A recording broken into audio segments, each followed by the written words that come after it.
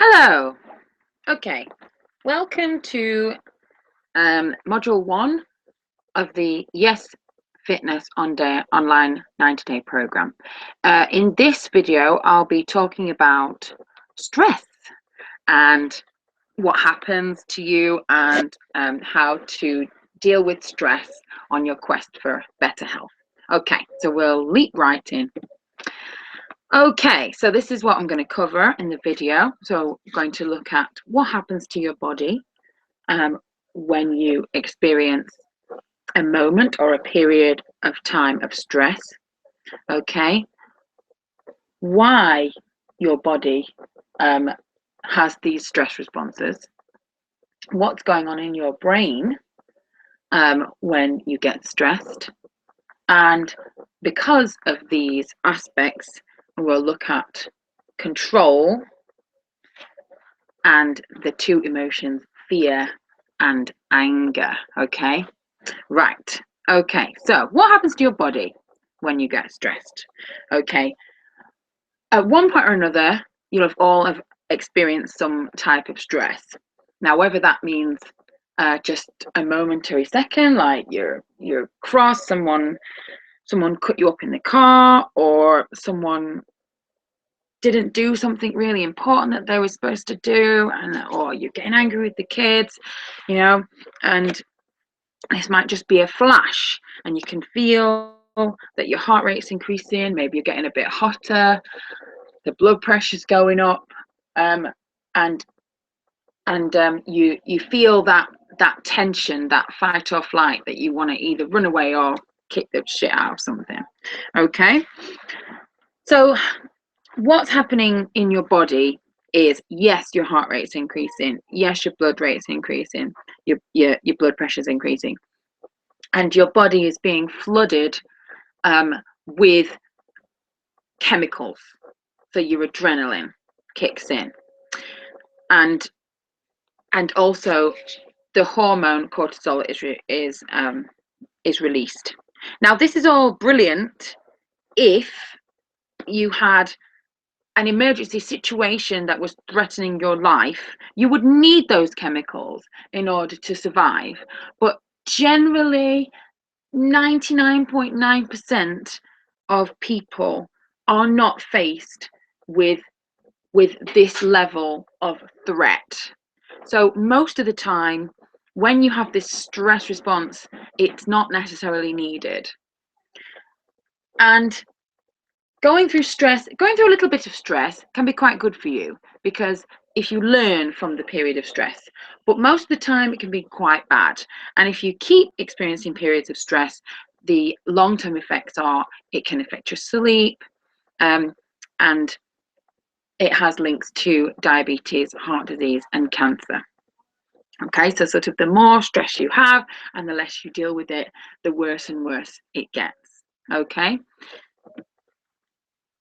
so this is all related to your fight or flight response.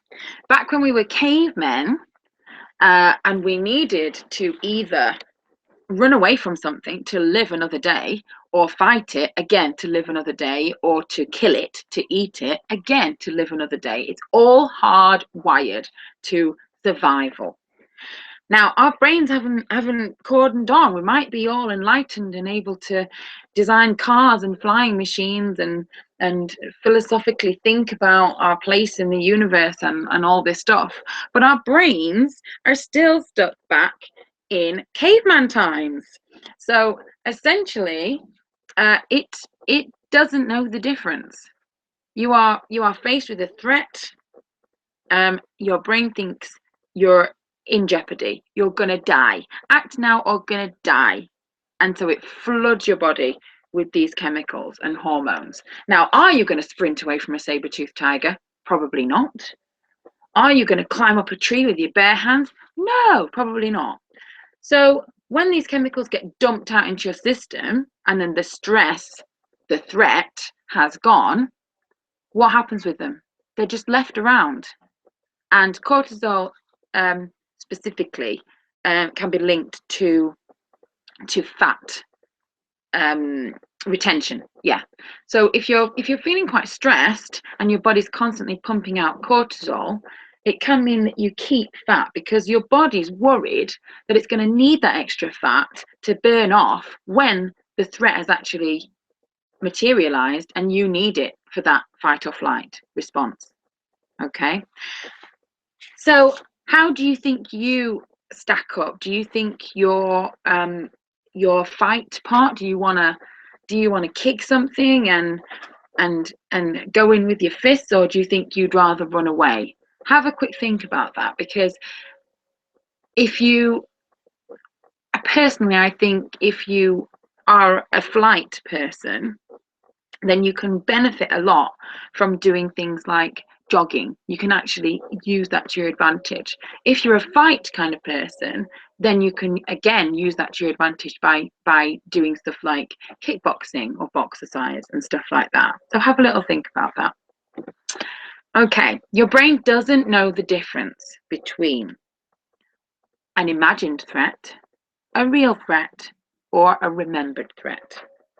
So if you're watching a scary movie and it's all quiet and you know the director is going to make you jump in a minute and you don't know when it's going to happen, are you sat there cool as a cucumber, or is something happening physiologically to you inside? Is your heartbeat raised? Are you thinking, oh yeah, I know this is going to make me jump, I'm not going to jump, and then bah! And you jump anyway? And that's what they want. Okay, now that's not real. That's a movie. That's not real. That's somebody else's vision that they turned into reality by, filming for hours and days at a time and editing and making spooky music and whatever. That's not a real threat. Your brain doesn't know that. Your brain reacts in the exact same way as if somebody jumped out on you with a knife or something. Okay, so have a little think about the last time you got stressed. Was it from an actual threat? Was somebody threatening your life? Or was it an imagined or a remembered threat? Because I can give you loads of examples where I've thought about something that at the time really pissed me off, and all I need to do is think about that, and I can get to the same level of piss offedness that I was when the actual event happened. Okay, and that is not good, because that's not fact. There's nothing in front of me that's going to hurt me right this second. So ask yourself, are you spending any time getting stressed or getting that threat response where your brain is going, we're facing an immediate threat right now, let's flood the body with cortisol so we can run away from this or fight it, and there's nothing there? You're just thinking about something that happened, or you're imagining the thing that you're going to that you're maybe not looking forward to, and you're imagining it going badly. Now you've made that up in your head, but potentially you've caused changes in your body because of what you're thinking about. So what I'd like you to do is write down some of the things that are causing you stress right now and ask yourself, is it a real threat? You can even write next to it.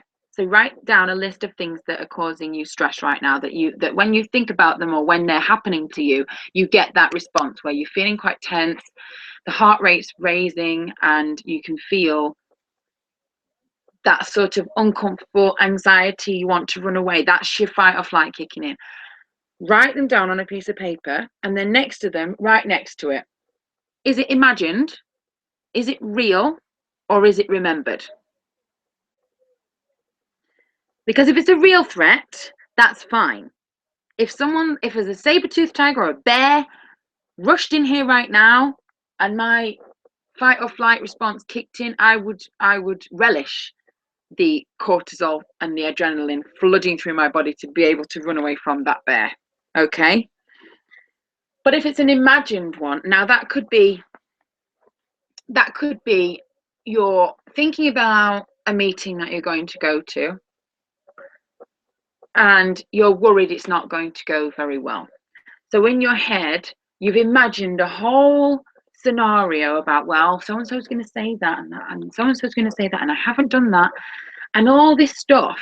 That's all fiction right at this second in time, because you're not at the meeting.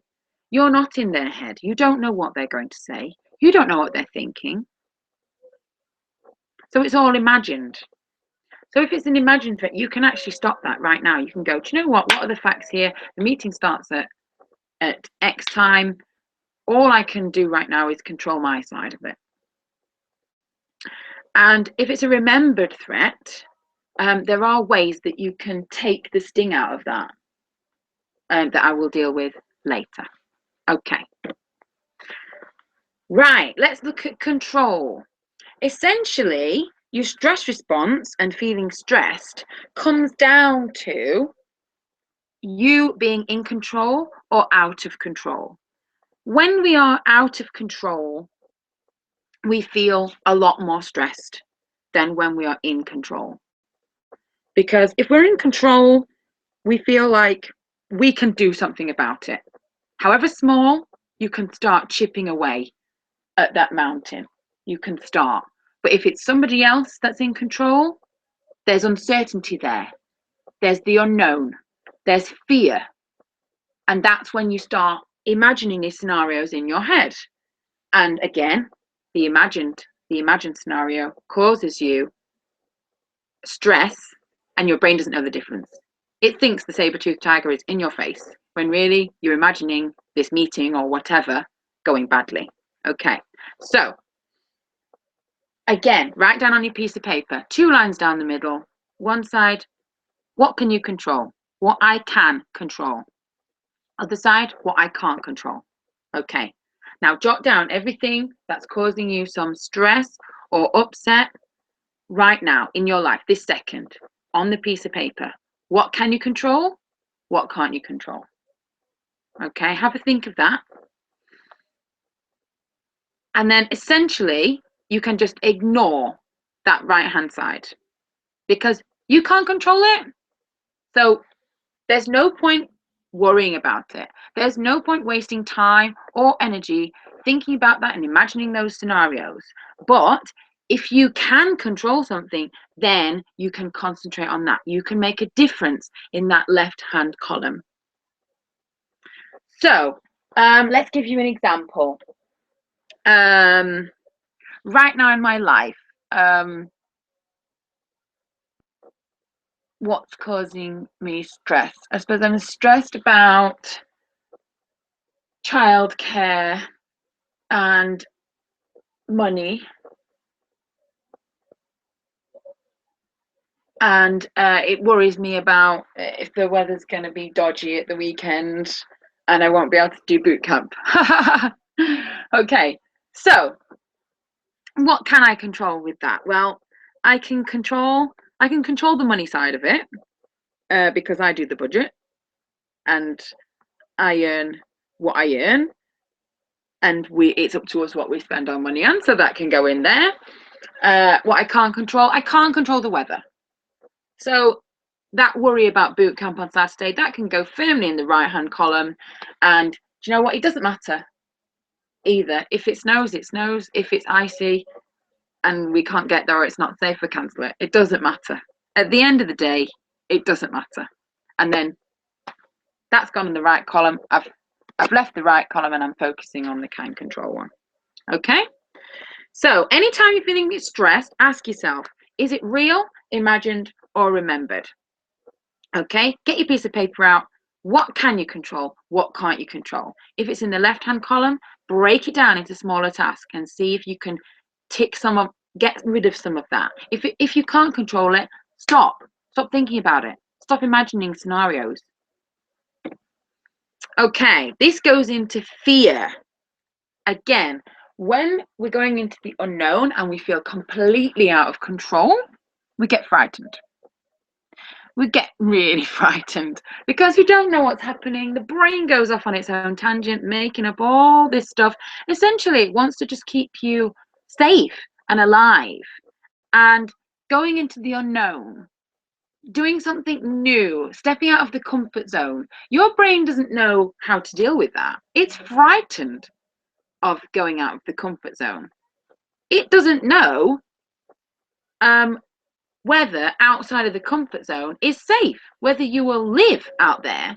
So it likes to keep you safely in the comfort zone. It knows you're alive right now in the comfort zone, so it doesn't want to change that. Your brain doesn't care whether you are happy. Your brain doesn't care if you are fat. It doesn't care. It only cares about keeping you alive.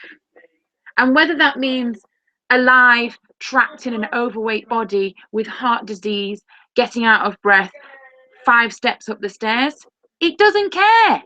It doesn't care. That's still alive.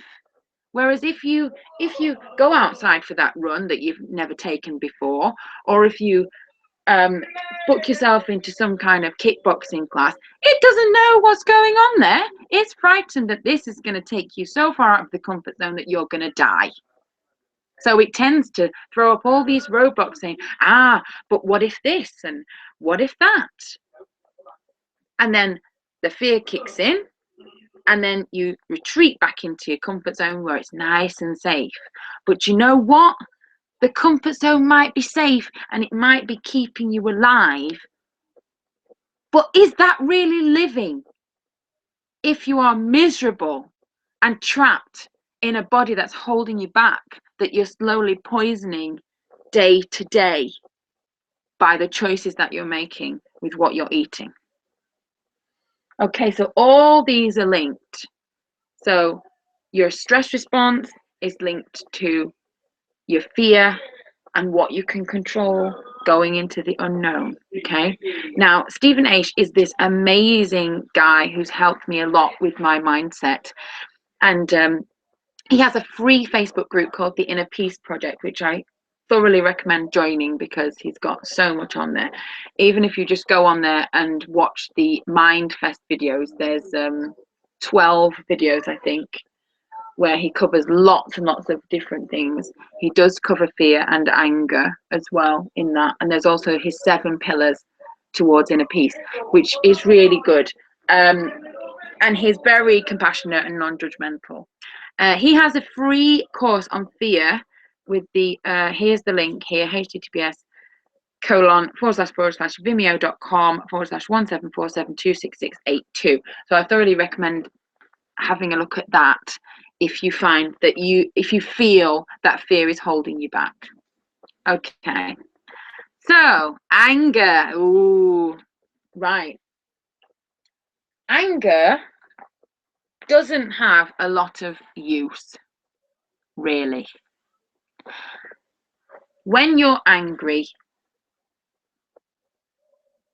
you only hurt yourself. And ask yourself, are you angry because you're fat?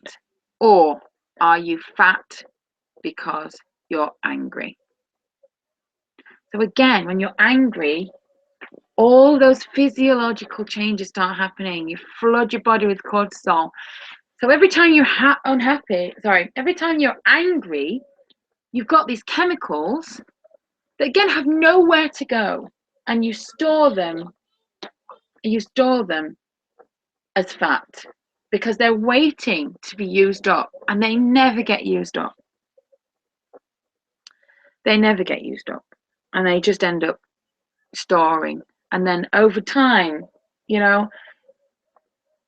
I mean, have you ever had any friends who are really like super angry all the time?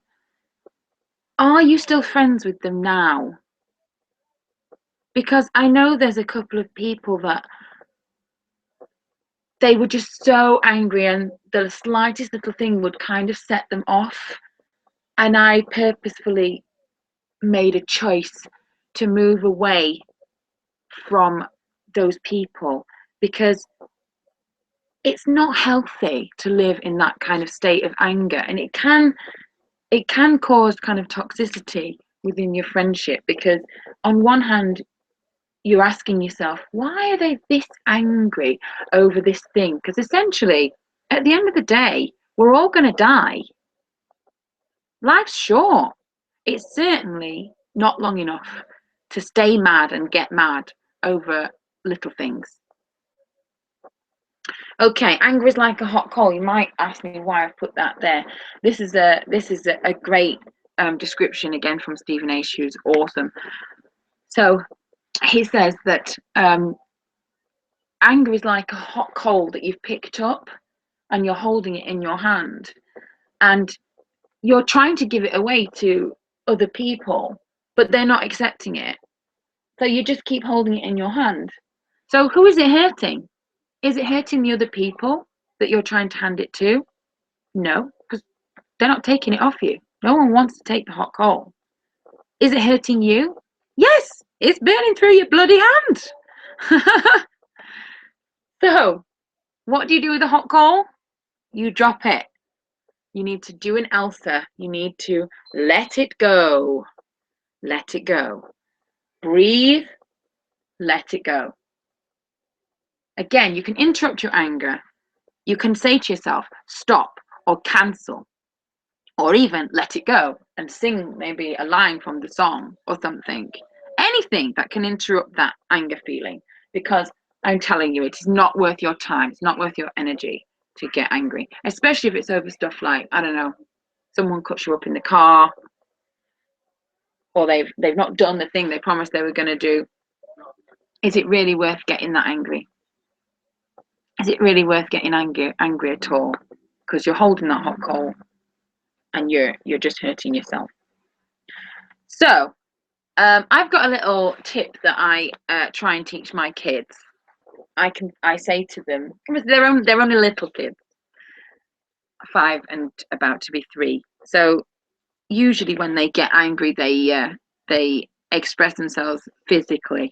So I'm trying to teach them that it's not okay to hit, but that anger is a valid feeling and that it's okay to feel it, because they're too young to really control their emotions. But we're adults. We can ask ourselves, okay, am I angry? Is it worth it?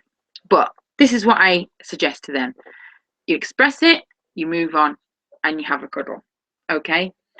So with my kids, I say to them, you can say, I'm so angry right now. Or you could scream into a pillow. So that's expressing it. And you can do exactly the same thing. You can clench your fists. You can actually say to yourself, I'm so angry right now. You can ask yourself, why am I angry right now?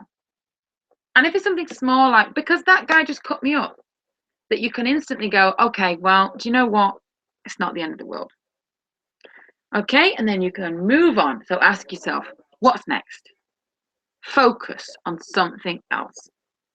And then have a cuddle. If you're on your own, it's okay to cuddle yourself. It's not stupid. It's just normal.